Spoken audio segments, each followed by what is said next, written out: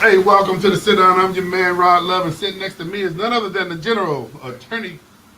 Let's talk nation. You said to sit down. Oh man, I'm still a show behind. I got okay, yeah.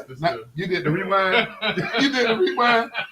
Did I say that actually? Yeah, you said that actually. Okay, all right. Let me start this again. Hey, welcome to Let's Talk Nation. Now listen, nothing against the sit down. Absolutely nothing against sit down. But you can tell my frame of mind. But hey, those of you who are watching, welcome to Let's Talk Nation. He got it in my head now.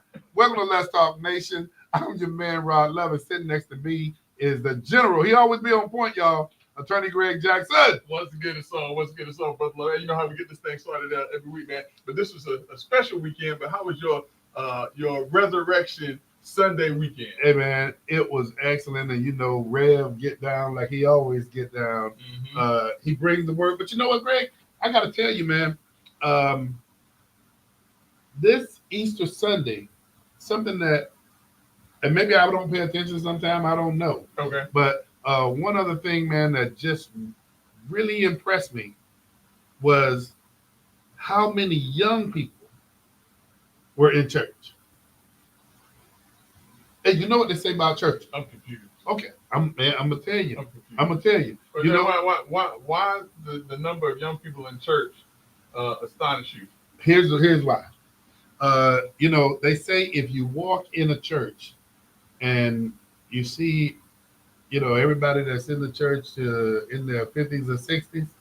Do you know what they say about churches when you look up and see everybody in their 50s and 60s? Depends on the church, man. Depends on the church. I know what you're saying. I know where you're going. You know where I'm going? Yeah. Okay.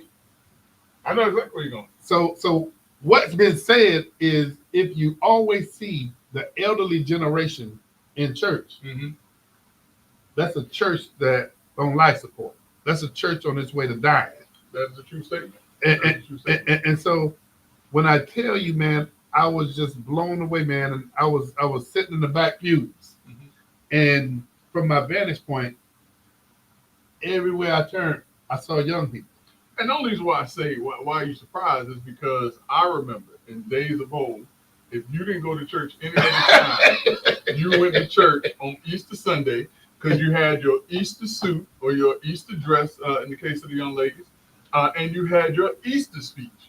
And that's when you had the opportunity to do your Easter speech. That's what. And then the churches were packed. The young people were there. I mean, it's that. So you know, where I'm from, that's when you always expect to see the young people. It was impressive, and man, I mean, you know, all the different ages, man, and it was just impressive, man. Well, now here's a question.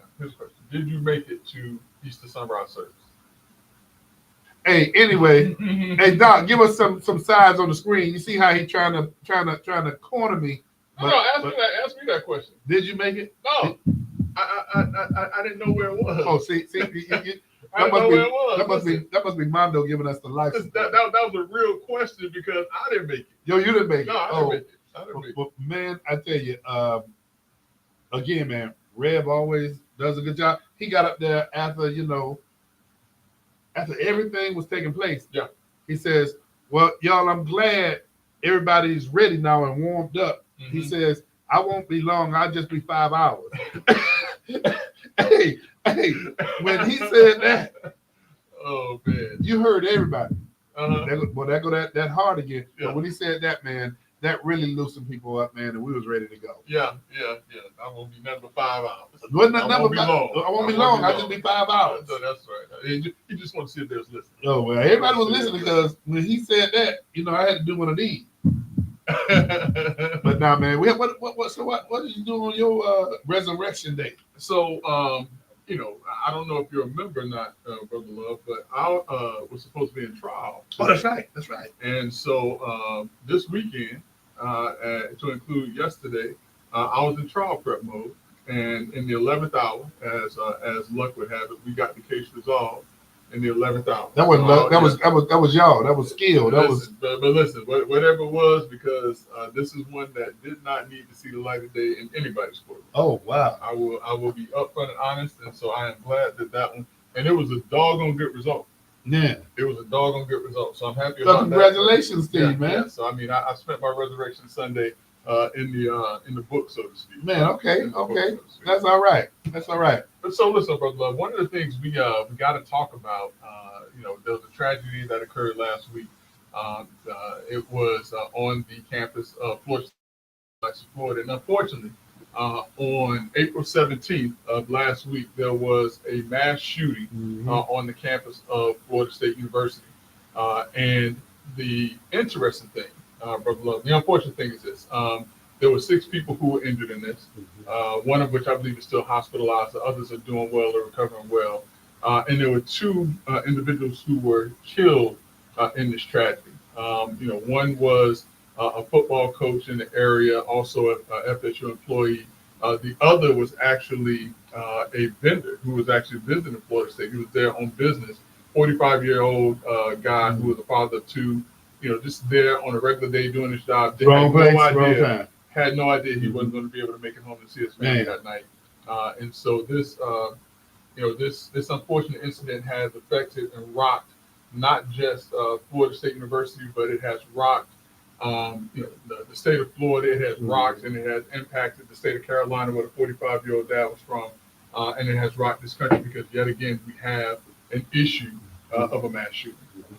So Greg, you talked about 2 individuals that lost their life, 6 people injured. Do we know why? So that's a great question, because there is no motive just yet. The gunman in this case, who was a 20-year-old FSU student, is still in the hospital himself. He was shot in this ordeal. He's in the hospital, and once he's released from the hospital, he's going to be arrested. But one of the things that came out is that he would spew a lot of right-wing rhetoric. Far right-wing rhetoric. He was actually a part of some political group that kicked him out because he had gone too far, idolizing or I forget the term that I want to use, but Hitler and the Nazis and all of this other stuff.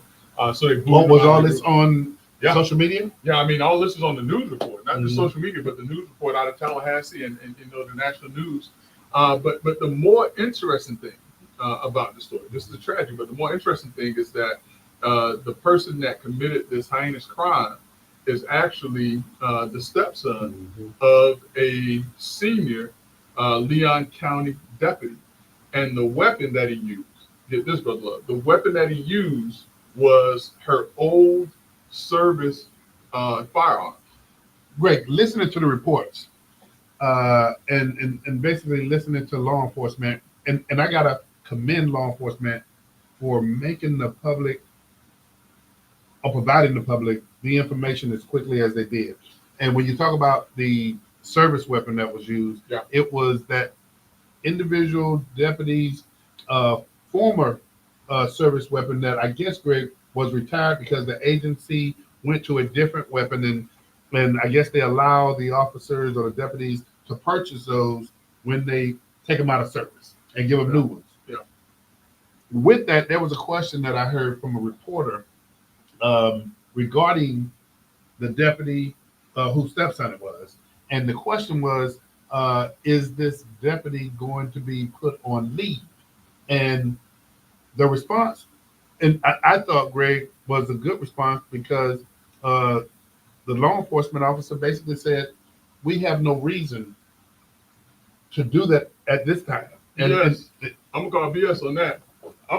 So go ahead. Oh, I'm going to call BS on that. Well, first and foremost, let's do this part, because I think that you correctly stated that kudos needs to go to law enforcement. Our good friend John Burns, who is with Aggression Management, has oftentimes told us that when these mass shootings start, the carnage is already there. And so law enforcement, they're coming in, they're stepping over the wounded, the dying, or the already dead, is how I think he puts it. And in this particular case, because law enforcement can't be there as soon as something happens, but in this particular case, from the moment that the first shot was fired, or the moment that the report was made, because initially the kid came up and he pulled a shotgun on the guy, and the shotgun misfired. And that guy ran and called law enforcement from there. The kid, from my understanding, went to his car and got the other weapon that he had that he actually used to do the shootings. But from the point of that initial contact until the point that he was shot, my understanding, 4 minutes. 4 minutes. Now listen, 4 minutes is a long time if you're undergoing that. But 4 minutes from the time that this incident started until the time that this situation was under control is amazing. So, but here, and I thought their response at that press conference, again, I give kudos because we often talk about restricting information. I think law enforcement has learned, man, let's get as much out that we know, because sometimes you don't want to put misinformation out there. Well, you never want to put misinformation out there. Well, listen, let's give a lot of credit to where we are today with social media, because if they didn't tell it, somebody else is going to. Oh yeah, you're right. So it's good that they got ahead of the story, that they put the information out there. It's good that they said before anyone started digging and found out that this kid was the stepson of a law enforcement agency, with the Leon County Sheriff's Department. But here's where I disagree with them saying that there's no reason to to reassign or to place this on administrative leave. Yeah. Definitely on administrative leave. How did you get the weapon? Where was it? How is it, or why is it that he had access to her retired service firearm? So let me ask. I'm just legitimately. Let me ask this question, and I'm not defending. But when you say that, the first thing that I'm thinking about is if we're talking about an underage child, that would be the first question that I would ask.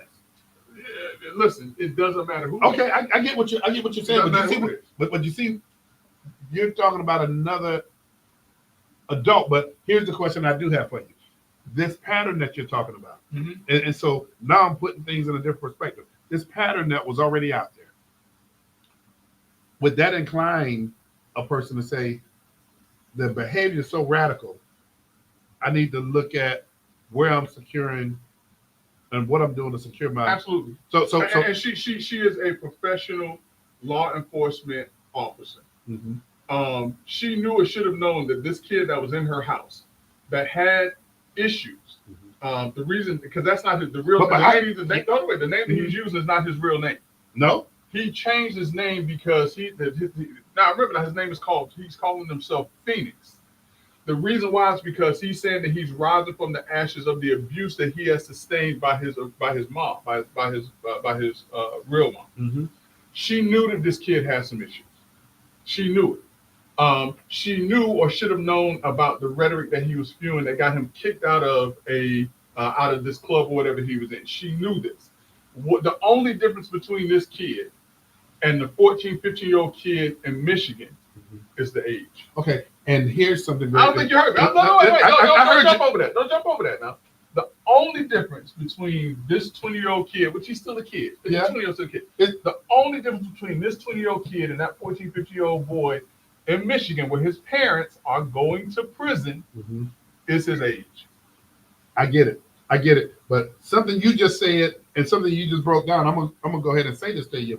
And this is days after a tragedy. When I was listening to the press conference, when I was listening to what was being presented, I'm taking it in my opinion, man, from a logic model perspective. Right. But something you said that really, really kind of jarred me to this extent that I know law enforcement has to be asking the same question. And that is based on the behaviors that was obvious to everybody. Right. And one of the questions that we're going to address too is there something that social media platform that's supposed to be monitoring? Is it something that but closer to that young man than social media was the step? Yeah. His family. Yeah. So I get, you know what? When I'm wrong, I'll say I'm wrong. But listen, I will say this. Now is not the time for those questions.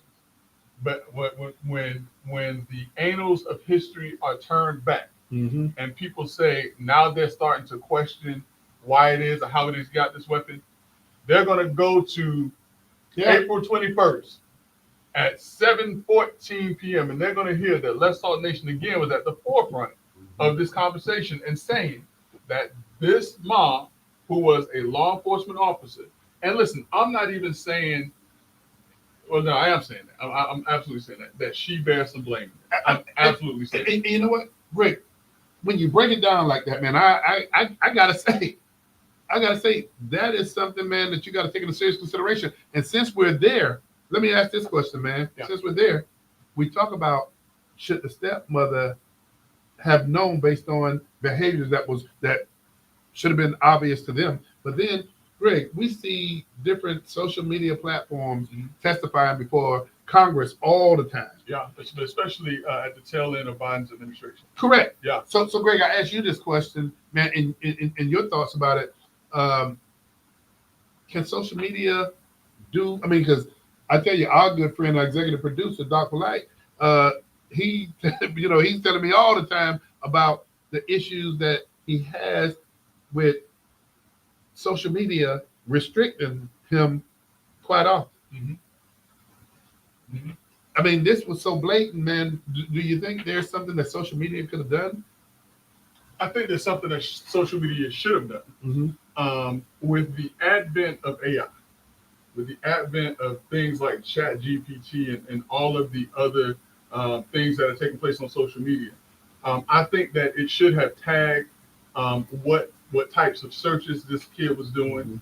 If there were any messages that he was putting out, it should have tagged any of the messages that he was putting out there, and they should have restricted his access to social media. Now, would that have absolutely prevented him from having the ideas? I mean, he could have gone to other sources. He could have used a fake name. He could have done something. But I think that social media, these platforms, are going to have to be a lot more cognizant of the material that's coming across their systems, as well as the effect that it has on young people. And they have admitted, and they have actually apologized for the effect of social media issues or things, messages that are coming across social media, where even kids are committing suicide from messages that they have on social media. They know that there's an issue and a problem.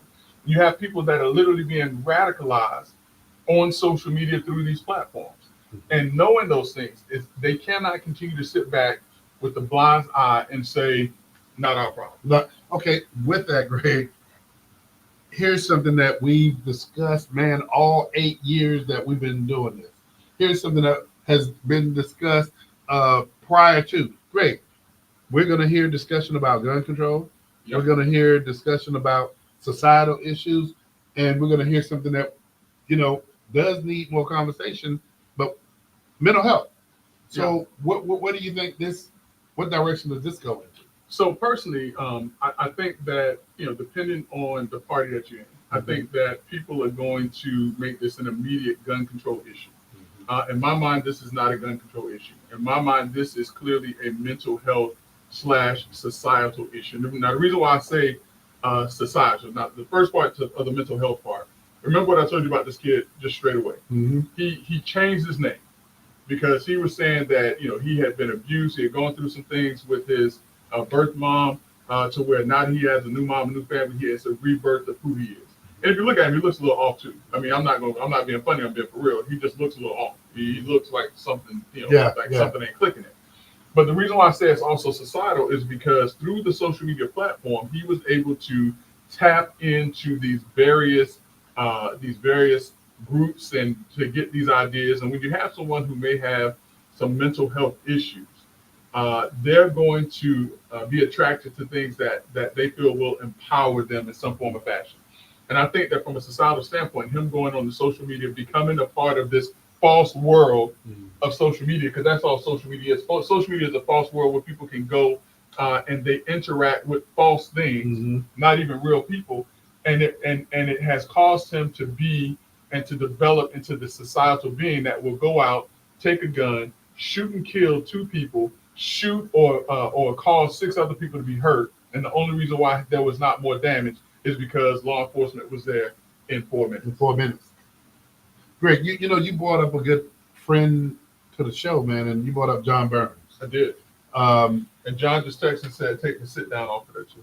Oh, hey, I'm gonna let Doc do that. But well, I tell you, man, you know, we just running backwards today, man. But great. When we talk about John Burns and then what his organization does, Greg, it appears as though all of the red flags were there. Yeah. I mean, listen. As I said, the only difference between this kid and the young man in Michigan is his age. I mean, you have, the family issues that were there. You have the bullying issues that were there. You have someone who joined groups who was being put out of groups because of his radical thought processes and things like that. So, I mean, all of the red flags, or at least the initial portions of the red flags, were there. But in my mind, the red flags were in the home to where, listen, I don't know how he got his hands on this weapon, but he should not have gotten his hands on this weapon. That is my firm opinion, and I'm not backing down from that. Right. You know, one of the things, I mean, as we talk about this, man, and I respect HIPAA and all of that, the right to privacy. But man, I'm just real curious if this young man had ever had any of the interventions such as Baker Act and things of that nature that, again, because of HIPAA, I mean, that's protected. No. Because remember, the same thing with Nicholas Cruz. Once he committed these heinous crimes, or the one that he committed, we found out. And then that's a little too. Too little, too late. Too late. Yeah. And that's why it is important that when you have people that are exhibiting these signs and family members or friends see these things, that we get ahead of them and get in front of it, because the prevention starts then, not when that person has a gun in their hand. Greg, we have a caller. Hey, caller, John Burns, how you doing today? I'm doing fantastic. Thank you so much. And what an important topic. No doubt, Brother Burns. So I assume you heard that we're talking about this unfortunate school shooting in Tallahassee, Florida, on the campus of Florida State University. We were just talking about your program. What is your program? I never give it the justice that it deserves. Well, it's called CAPS, the Critical Aggression Prevention System. And it identifies the precursors, not just to violence, but also sexual harassment, abuse, bullying, discrimination, all of these maladaptive behaviors that cost employers and humans both financially and human cost. And the idea here is, let's get out in front. And you mentioned a couple of these when you speak about mental health. Mental health plays an important role in helping people become whole. But sadly, because it's too subjective and because of HIPAA regulations, it's not very effective in identifying who future violent people might be. Now, what we train people to do is to identify these sequential successive precursors that start at a very low level and they accelerate, they escalate. And as they do, it gives you the ability, like the mother as an example, the stepmother. Had she been trained, she could see the signs that this person was heading toward potential violence, and would probably have taken a lot more care to make sure that he didn't get access to a weapon. And I'm going to tell you the thing about the mom that gets me, Brother Burns, and I think that this is something that law enforcement should really and truly hear about the CAPS program. But the mom herself was law enforcement. And I think that, understanding that she herself being law enforcement, the importance of identifying individuals who may, be on the path of these types of activities. How did your program identify, or would your program have identified a person like Phoenix in this case? I believe it would have, yes. And because we'd have identified the precursors to these elements that ultimately became a shooting experience. So, we developed this concept of what we call primal and cognitive. Primal is that adrenaline-driven aggression, the type where someone is moved by adrenaline and they get to a point where they snap. Right. Very typically, that's not the kind of person that we're talking about. This person is more of a cognitive aggressor, an intent-driven aggressor, someone who's decided that they're going to injure someone. Now, to what degree we see progressions of that. And it starts very early in that sometimes it's as simple as we distinguish between assertive and aggressive behavior. Assertive behavior says, I'm going to win because I'm going to be the best that I can be. Whereas aggressive behavior says, I'm going to win because I'm going to take you out. Aggressive behavior is destructive and negative. If something is constructive and positive, it's assertive behavior. So, Greg and Rod, we're not making that distinction in our society, and this is why we have boxers that bite off each other's ears. In other words, they can't seem to make the distinction between where good aggression ends and bad aggression begins. Brother Jackson, let me ask you this question. Yeah. Was this young man enrolled? Was he Yeah, enrolled? he was FSU student. Okay, so let me ask this. He was enrolled, and we're talking about behaviors that became obvious to, like, hey John, man, we appreciate you dialing in. John, let everybody know about your company once again, man, and how they can get a hold of it. Well, thank you. It's called the Center for Aggression Management. You go online, you find center, you go look online for aggressionmanagement.com. Okay. And there you'll find a telephone number, emails for us. Reach out to us. We'd love to chat with you further. John, how can people get? Hey, John, you're located in Central Florida, right? You're located in Winter Park. I live in Orlando, Florida, in the area called Lake Nona. And yes, I've been here for over 40 years. Okay. Well, tell you what, John, we appreciate, man, the expertise that you bring to the table. I'm going to engage Brother Jackson for some further dialogue. And go ahead, Greg. I'm sorry. All right. Hey, thanks to them, Brother Jackson. But listen, we before we do this, man, I got to do this.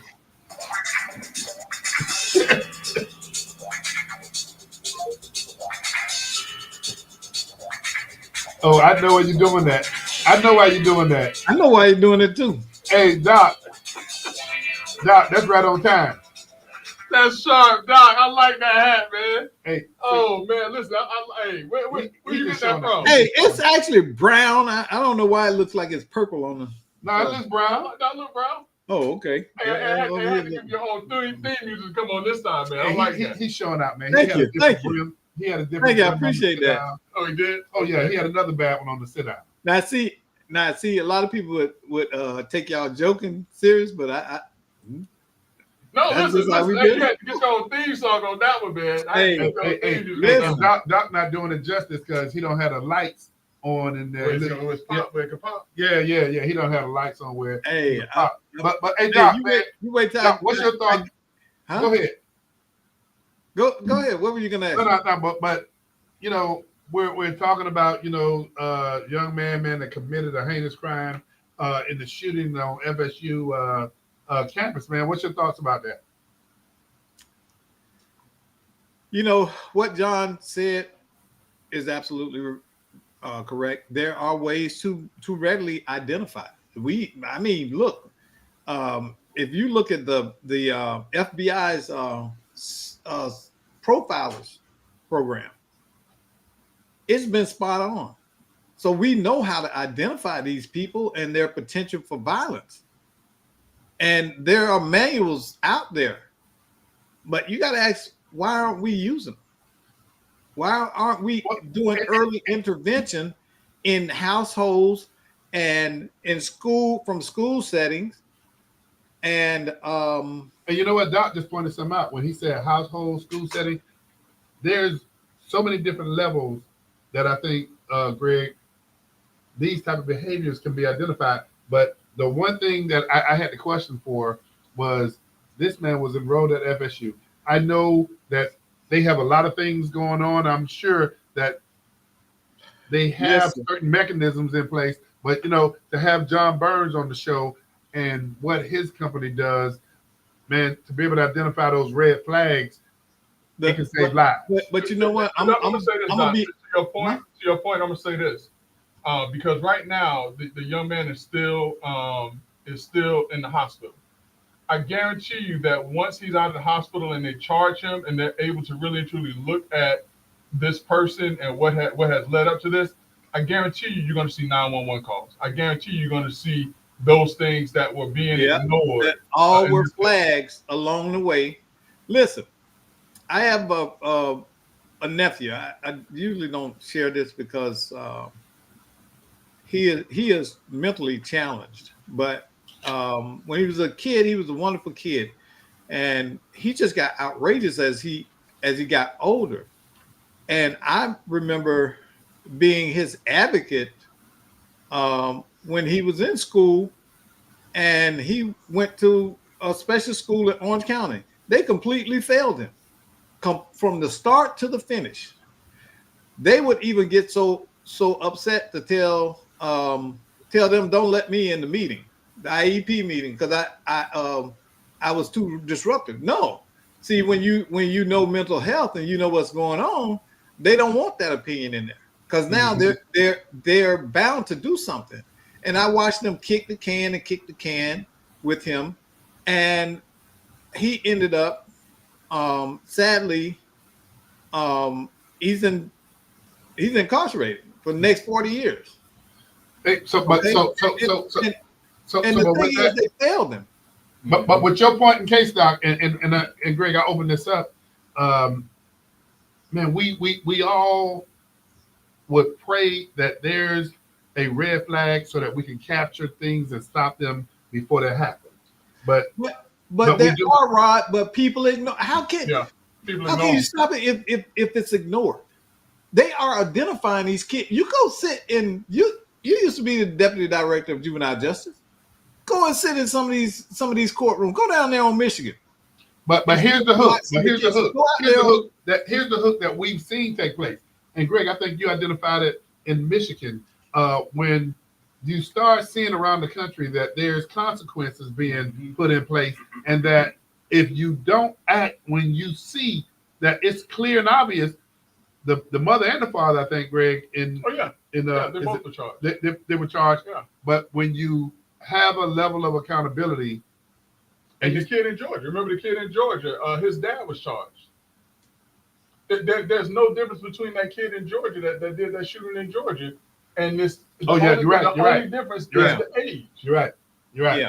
But I think the only thing that's going to make a difference, man, is accountability and consequences.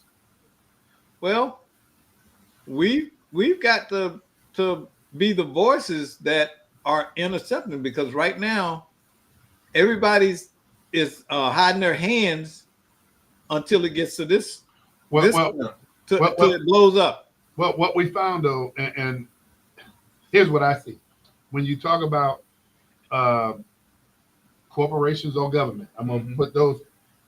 It's almost as if no person can be held. No individual person is held accountable, and it's just part of the big machine. And something happened, and we're all sad about it. But there's nobody to hold accountable. And Greg, when you talk about corporations or governmental entities, yeah, some people look at a level of accountability as the legal consequence of, what is it, Greg? The financial remuneration? Yeah, remuneration. But but to that point though, the family of the guy, the gentleman who was killed from South Carolina, they've lawyered up. And what they've said is that, the family wants to stay silent until they find out, who's responsible for this. And we know who's responsible. The young man who did the shooting is responsible. Here's what I think turns a lot of people off about these unfortunate incidences and these unfortunate cases, is that to many it feels as if this now becomes a business of making millions of dollars in lawsuits. And in this particular case, I think that if they try to reach and say that Leon County Sheriff's Office has any responsibility in this, I think that they're wrong. If they say that Florida State in any form or fashion has any responsibility in this, I personally think that they're wrong. I think that this was a sick young man, a sick individual who got a hold of his mom's firearm that he should not have had access to in any shape, form, or fashion, and he committed this crime. Now, if the mom has homeowners insurance and whatever that policy is, yeah, go after them, go after that policy. But I don't think that this is one where Leon County Sheriff's Office needs to be called to the carpet. And I agree with you. There is no liability or culpability on their part. But somebody's going to try to find that. Yeah, that but college ain't high school. It's not that involved. It's where you go to learn to be an adult on your own. Mm-hmm. And so to say that Florida State had any liability and Leon County had any, that's not fair. I don't think, I'm not the lawyer, you're the lawyer, but Yeah. I don't think you can even make an argument for their but you know what? I don't think so. Here's one of those instances that I think we're all agreeing when we have seen certain situations where we say, well, look at the response time. A situation that happened here in Florida where we say, why didn't law enforcement go in? Yeah, who was that? Israel and Stilman Douglas. When he sat outside and heard all of the gunshots. Exactly. This is a larger problem. Now I'm going to say this, and it might be controversial, but this is me saying it. And people may not agree because a lot of people, when they hear this point of view, they don't want to hear it. We have a crisis of young white boys in this country. Many of them are lost. They are not given any more direction than young black boys. And they are told to be successful. They're told that they have opportunity. And when they show up, it's not there. Many of them, they don't know what to do with themselves. There's no, it's almost like in this country, the media has made it shameful for white people to need help. To me, because they twisted the messages that if you're white, you should be living like they are on TV and have this lifestyle and run to the beach in Hawaii, on spring break with your friends and all that. And the reality is that many of these kids, they're invisible to the system. And because of that, they don't have anywhere to turn. I bet you can't find a person in that young man's life that was there to mentor him and to help him deal with what he was dealing with. Well, Doc, man, Doc, you're right, man. I mean, it's just a sad situation, man. And we're having this conversation, man, and hopefully some of the content of this conversation will help. But this is a tough segue from the tragedy that took place at FSU. And Greg, something that has been all over the news, man, all day that we got to talk about, and that is the passing of Pope Francis. Yeah.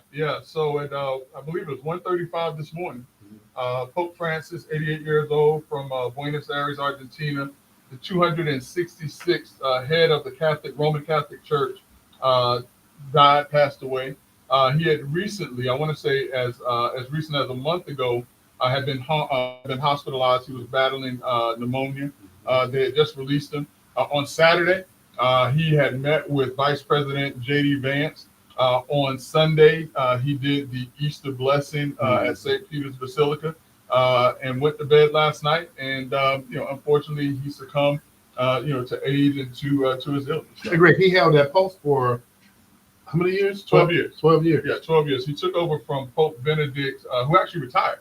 I had not, I know it has happened in the past, but I had not heard of a Pope retired. This is the first time in our lifetime one retired. Yeah, he became Pope Emeritus. So, Greg, help me with this. Pontiff Emeritus. Greg, help me with this, man. The 266th head of the Roman Church. Yeah, they've been around. They've been around a long time. They've been around a long time, man. I saw that, man, and I was okay. Yeah. So, but what now is the time because Pope Francis, from all accounts, was one of the more liberal popes. Mm-hmm. He was one of the ones who gave the Catholic Church some idea that a homosexual marriage would be acceptable, that women could be priests, and so he was a more liberal branch of the Roman Catholic Church. He was also a Jesuit, which look up Jesuit. I looked it up, and it's absolutely fascinating what Jesuits are. It's actually the order of Jesus. Okay. And the way that they do things. But what they're saying is now, understand, is that now the Catholic Church may be turning towards a more conservative pope, and one of the more conservative cardinals out there, who may be considered for pope, is a gentleman or is a cardinal from Africa. From that. Well, From great. With that, explain to me this. That kind of break this conclave thing down to me. As best I can. You know I'm Methodist. Now. I might, and now for all my Roman Catholic friends, don't get mad at me. Now he asked the question. I'm gonna try this. Now. Okay. I'm gonna try because I saw the movie Conclave. That's all I'm gonna try. That's, Give okay. it to me. Give me the question. Well, I mean, but I'm just so the process. How does this process start, and what's all involved in it? I mean, you know what? We're so familiar with how we select our governmental leaders. Mm-hmm. How does the Catholic Church go through this process? It is fascinating. It is absolutely fascinating. And if you've never seen, like, there was a show called on HBO called The Young Pope. They have a movie out right now called The Conclave, which kind of tracks and follows how the Pope is selected. And for what I'm understanding, it is a very realistic view of how the Pope is elected. But what they do is they have to go through the process of mourning and then burying the Pope. That's going to take about 9 days. They're calling all of the cardinals who are under the age of 80 who can potentially serve as Pope. These cardinals will come to a room. They will be sequestered, and they're going to go into a room. Wait, hold up. Wait. What? You say they call all the cardinals that are under the age Of 80. of 80. Yeah. So I know you mentioned Methodist, but you and I are both familiar with the age that AME pastors have to retire. You know what age that is, right? I know the age. I know the age. So that is a significant difference. Listen, listen. It's 70. I mean, it's 70. Listen. No other religious order will be able to top what Catholic priests, cardinals, and the Pope have to go through. Man, They take a vow of celibacy from the point that they can even know who they are. Their lives are completely dedicated to Christ and to God. Completely dedicated. Now, no disrespect to my Methodist and my Baptist brethren, but they can get married, they can have church, they can have families, they can have children, they can have side businesses and everything else. Catholic priests and cardinals are completely and utterly dedicating their lives to Christ, like no other religious order that I can think of. Aside from like monks and things like that, but even monks in Thailand and things, they are completely and utterly, and the nuns are equally as dedicated. If you show me anyone that can do that, man, then we can talk. And that's why, to them, age, the older you are, that means that's how much time you have committed and dedicated yourself to God and to Christ. Makes sense. So what they do is they bring them all in, they sequester them, meaning that they remove them from everybody, and it's just the cardinals, and they take a vote. And the Pope has to receive 3/4 of the vote in order to become Pope. And it's a process. They have a dean of the conclave who basically runs the election for the Is it a election secret? of the Is it a Pope. secret process or? So what they do is they will take a sheet of paper and they put it. It's a secret ballot, but they go up and they whatever they do, they bless it, and and that's what they do. And so what did it say? Pope Francis picked 50% of the current cardinals. That's interesting. So that's the process of selecting the Pope. Now, what happens is as they select the Pope, they take the paper and they burn the paper, and depending on the color of the smoke, tells the crowd that's awaiting if they have a new Pope. So when they burn the paper, if it burns black, they don't have a new Pope. Oh, so this process can continue until you have 3/4 of the vote.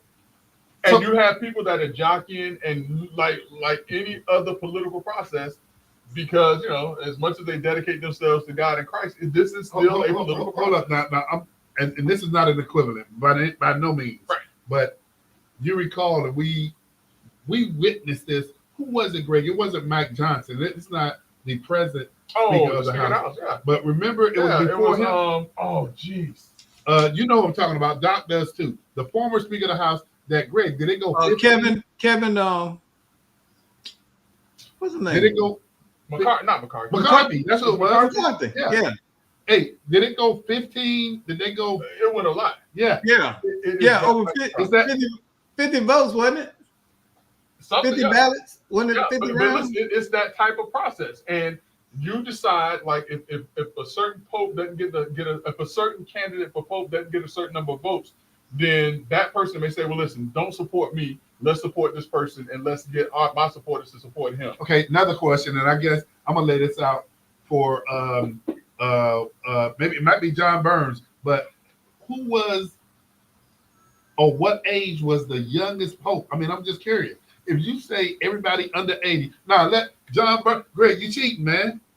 But who John was, doing the same thing. He's who looking up was the ChatGPT. youngest? What age was the youngest pope ever? And then I guess the question from that, how long were they the pope? Probably 20 minutes, 20, 30 minutes. 20, 30 minutes. Listen to that. But Greg, that process, Who was the youngest pope? that process is fascinating.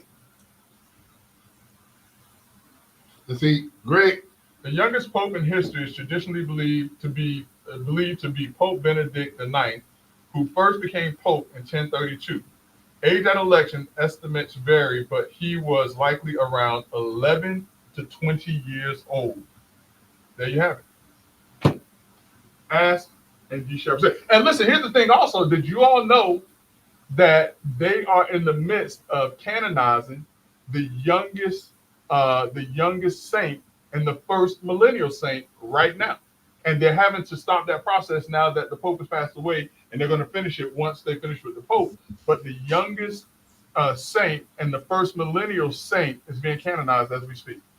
and this process Yeah, is already. It's I'm sitting here listening to y'all, and the Catholic Church is a mystery to us Protestants, because I understand behind it, so we don't go and embrace those things that the Catholic Church do, So and it's interesting because we have certain elements of the Protestant Church that are taken from the Catholic Church, like the Apostles' Creed. Mm-hmm.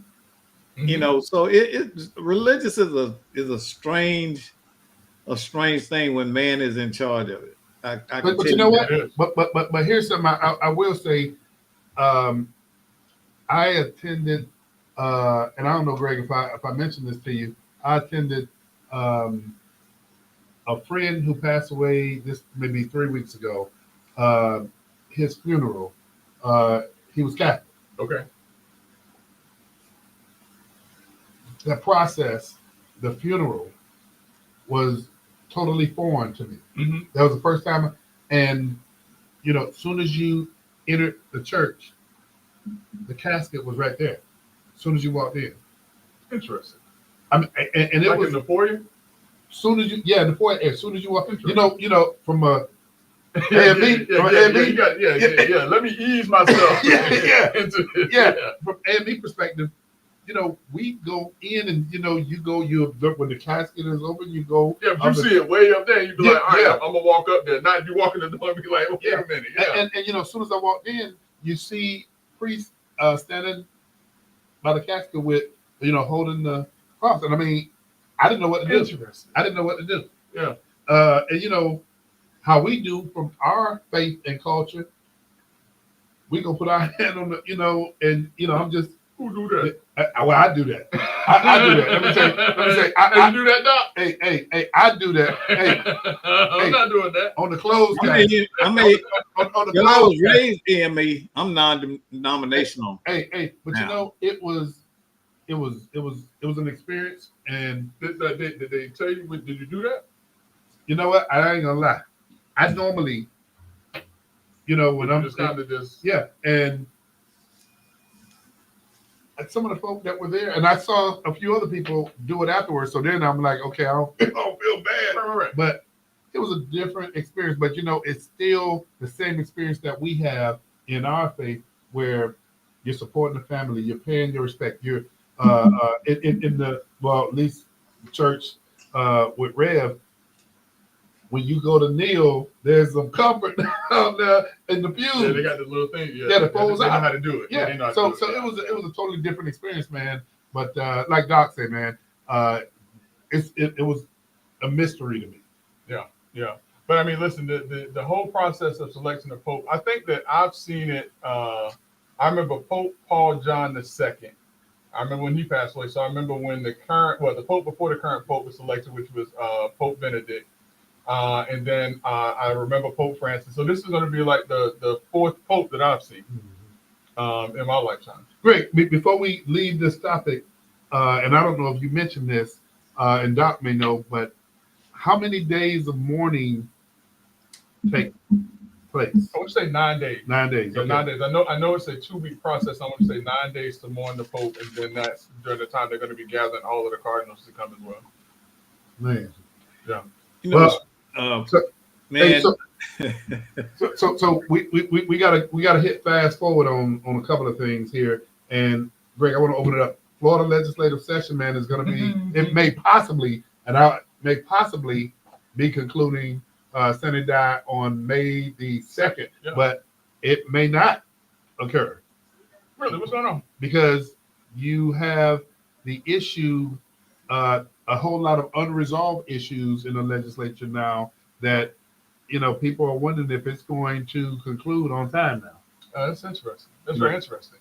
I mean, but one of the things that I think that it's worth circling back on, Brother Love, is one of the more pressing issues for minority communities or underserved communities is that it appears that CRAs are going to be sunsetted or terminated.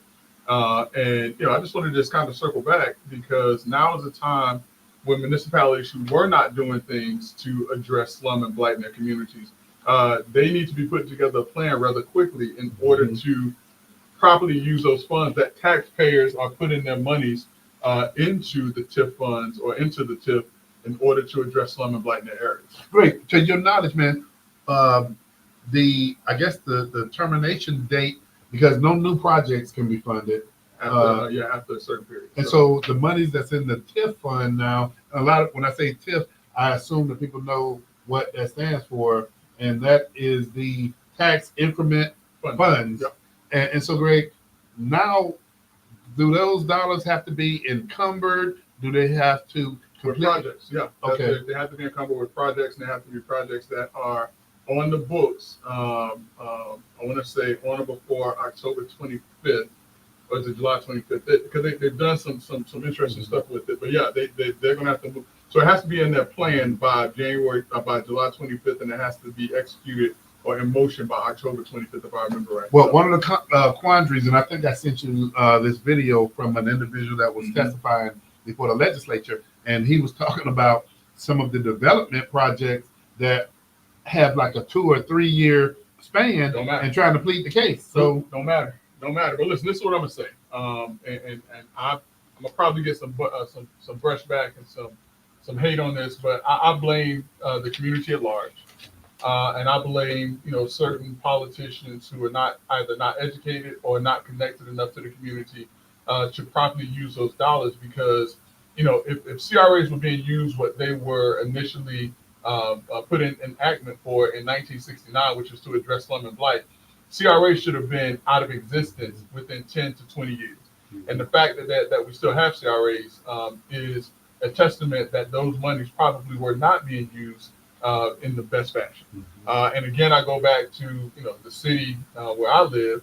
When I saw $1 million going towards a parking lot, the fact that there weren't more people out of the community standing on their head.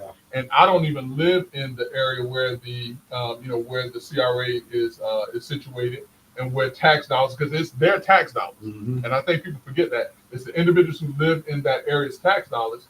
And I was shocked that more people from that area weren't standing on their head demanding for those monies to go back into their community to address slum and blight, to address sustainable businesses in those areas, because they could have had businesses right now that could be providing jobs so that people could provide for their own housing instead of asking the government to do anything for them. Well, now it's on the way out. Now it's on the way out. So I blame the community at large. I blame uneducated politicians and politicians who just didn't have a sense of their own community.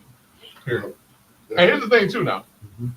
because if you look at CRAs, and I guess one of the reasons I'm so passionate about certain projects, if you look at CRAs and the attorneys that are asked to help CRAs, a lot of them don't look like it. And it's important to have someone who understands certain things about your community because listen, when I was growing up, I grew up in a place called the Projects. I know about certain things in certain areas and how to work towards bettering certain areas and communities without a lot of red tape and moving the obstacles out of the way where folks who have not lived in those areas, they don't have to look like me, but if you have not lived in those areas and experienced certain things, you don't understand what it means to get projects done and push through with your assistance to do so. So, Greg, and I'm going to say this real quick.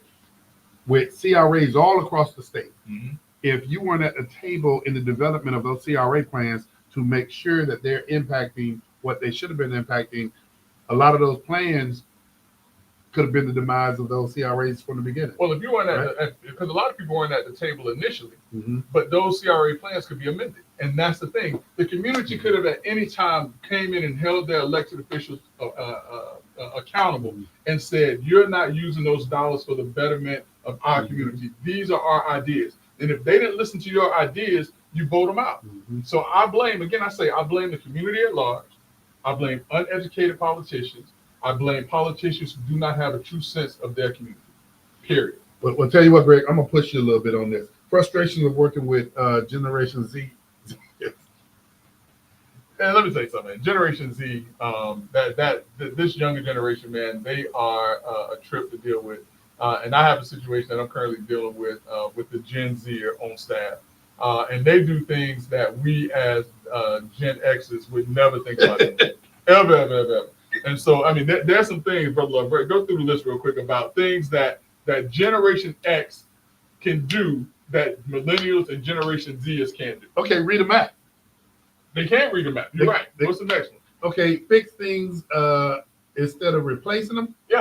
Yeah, if they can't fix something, if they can't figure out what they do, they throw it away and they think that money grows on trees and they go buy something. Here's a good one. Calculate change in your head without a calculator. Listen, I'm amazed. I can go to when I Hey, go to you ain't lying. What? I was like, hey, give me such and such. You ain't gotta put that on no computer. Here it is. That's my change. Hey, here's another one, and I'm gonna go ahead and say, man, I'm bad at this, but at least I know you and Doc's phone number by memory. They don't know phone numbers nowadays. They can tell your phone number, say their life. What's up? Hey, call customer service and actually get results. Because they don't know how to deal with conflict. Entertain. They don't know how to deal with They don't know how conflict. to deal with conflict. Hey, great. Entertain themselves without starting or staring at a screen. Yep. All these Gen Zers and millennials, the only thing they know is the telephone. I remember during the hurricane. What you said happened with you and your daughters during the hurricane? Oh man, when we started talking, man, when the internet went out. Yeah, you start having conversation. You start having real conversation. You start playing real games like Monopoly and Yahtzee and Scrabble and things like that. These kids don't know it. And that's when electric was out for days. Great. Here go, man. Oh man, you really went deep. What's that? Balance a checkbook. Nah, they can't even balance the checkbook anymore, man. Hey, but no. Here's a classic. Uh-huh. And we all had to learn how to do this. I know what you're going. Write in cursive. Yep. Man, do you remember? They can't write in cursive. Yeah. To see them print or their signature is crazy. Yeah, because remember we used to do that when we were kids because we couldn't write in cursive. So you wrote your name in like regular script. Hey, here's a good one. And I'm gonna say this before I say what it is. Remember we used to kind of, and I don't know, the Betty Crocker cookbooks. Now cook meals without following a TikTok video. Hey, they need TikTok for everything. Have y'all seen these kids dancing now? The little dance that they do on TikTok. That's not dancing. What is this stuff? Man, I don't know what it is. Listen, man. Hey, Doc, you can still go and cut some rug if you go to the club right now. Say that again? You still cut a little rug. You go to the club right now. See, he don't even know what you're talking about. Cut rug. Oh, yeah. Yeah. Hey, these young kids don't know how to cut the rug, man. Dance. Hey, but last but not least, handle awkward situations without running away. They don't know what they're doing, man. They get uncomfortable, and they just can't take it. They can't take it. Hey, well now my kids reverse that. because when I'm having a conversation with them and they turn the tables on me, Uh-huh. sometimes it's like, all right, we'll talk again later, and they will follow me. And They'll follow me. They'll stay on. Hey, for those of you who tuned in to Let's Talk Nation, and I apologize earlier, man, we just got so many doggone shows going, man, we don't know what to do. Oh, that's a good thing, though. Yeah, that Hey, is. listen, That is. speaking of shows, I got to do this real quick. I hope you and Dr. Mott. I got to plug the two dietitians. The two dietitians, that is the lovely Biana Toby Jackson and her friend Renee. They are going out. They're looking at different places where you can buy healthy foods and coming back and talking about how do you prepare those foods, what's good for you, what's not. Kind of like what we talked about on the show. So be on the lookout for the two dietitians. They got some content that's going out. I'm trying to convince them to sit down and do some stuff so that we can put them on Let's Talk Nation. But the two dietitians is a great podcast. The two dietitians is a great podcast. You got to be on the lookout for it. Man, we look forward to seeing it, man. Look forward to seeing it. Hey, we are at the close of this show, but be on the lookout for is that the title? The two dietitians. Hey, the two dietitians. All right, I'm with it now. Hey, Greg, man, this has been good, man. And I know we got a great deal of things, man, that's coming up this week. I'm gonna do like you do, Doc. Wrap it up. Wrap it up. Look at time. Wrap it up. Wrap it up. That's how you do, Doc, right? Hey, Doc, that's how you do you, right? Wrap it up. Hey, I'm gonna wrap it up. But boy, next week we got to talk about this race coming up, and I'm not gonna say which one. But Greg. All right, Doc. Hey, Greg. You need to get the two dietitian one of these so it can follow them around and videotape. Oh, you know what? We need to talk. We need to talk on that. Yeah, I can't get mine to work. That's the Neo. I can't get mine to work. Yeah. Shoot me the link on that. It's out Shoot him the link on that, Doc. Huh? Shoot him the link on that. Yeah. Okay. Hey, Brother Jackson, man, you don't have to go home. But you got to get out of here. Until next week on Let's Talk Nation. Hey, y'all, join us and join the conversation. We look forward to having you.